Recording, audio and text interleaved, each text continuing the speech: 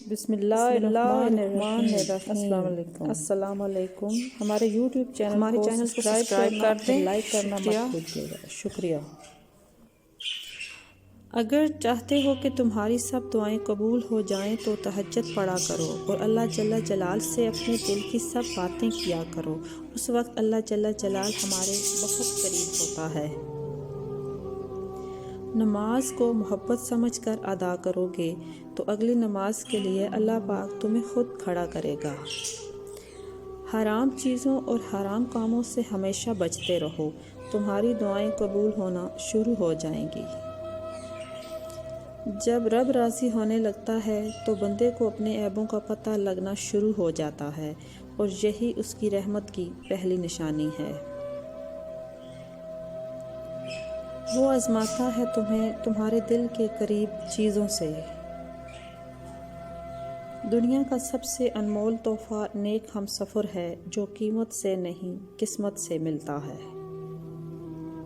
جن لوگوں کے حصے میں رب آ جائے انہیں دنیا اور لوگوں سے کوئی شکوہ نہیں رہتا۔ حالات اور واقعات کو نہیں اپنے رب کے اختیارات کو دیکھا کریں، وہ رب آپ کو کبھی گرنے نہیں دے گا۔ درگزر کیا کریں، یہ روح کے لیے بہترین صدقہ ہے۔ جو تمہیں تکلیف لگ رہی ہے وہ اللہ جل جلال کی آزمائش بھی تو ہو سکتی ہے، اور آپ کو کیا معلوم، آپ کی قسمت میں لکھا سب کچھ پہلے سے ہی بہت خوبصورت ہے۔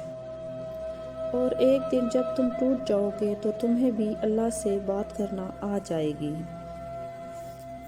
کامیابی مقدر بن جائے گی اگر ہمارا ہر عمل سنت کے مطابق ہوگا۔ اسلام اتنا خوبصورت مذہب ہے کہ غور سے اذان سننے سے ڈپریشن ختم ہو جاتا ہے۔ سبحان اللہ۔ اور یہ احساس بھی بہت سکون دیتا ہے کہ کوئی جانے یا نہ جانے لیکن اللہ سب کچھ جانتا ہے۔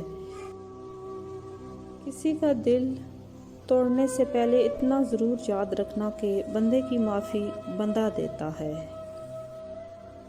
رسول صلی اللہ علیہ وآلہ وسلم نے فرمایا، تم رات کو اس وقت نماز پڑھو جب لوگ سو رہے ہوں، تم لوگ سلامتی کے ساتھ جنت میں داخل ہوں گے۔ اپنے دل کو مضبوط کر لو اور ہر ایک سے توقع رکھنا چھوڑ دو کہ وہ تمہاری بات کو سمجھے گا۔ ہر بات ہر ایک کے لیے نہیں ہوتی۔ رسول صلی اللہ علیہ وآلہ وسلم نے فرمایا، ہر امت کی آزمائش کسی نہ کسی چیز میں ہے اور میری امت کی آزمائش مال میں ہے۔ جب درود پڑھنے لگے اور کچھ بھی سمجھ نہ آئے تو رب کی طرف چلے جاؤ، کیونکہ دل کا سکون بس اسی کی یاد میں ہے۔ کسی انسان کی یاد میں ایک رات رو کر دیکھو، مزید پریشان ہو جاؤ گے، اور اللہ کی یاد میں ایک دن رو کر دیکھو، پرسکون ہو جاؤ گے۔ سبحان اللہ۔ انسان کے جسم کا سب سے خوبصورت حصہ اس کا دل ہے، اگر وہی صاف نہ ہو تو چمکتا چہرہ کسی کام کا نہیں۔ حضرت علی نے فرمایا، جو شخص تم پر غصہ کرے اور تعلق بھی ختم نہ کرے وہ برے وقت میں تمہارا سب سے اچھا دوست ہے۔ وہ ہر ناممکن کو ممکن کرنے پر قادر ہے، تم نیک نیت سے مانگ کر تو دیکھو۔ جس کہانی کی وجہ سے تم تہجد تک پہنچ جاؤ، اس کہانی کو اللہ جل جلالہ کیسے ادھوری چھوڑ سکتا ہے؟ سبحان اللہ۔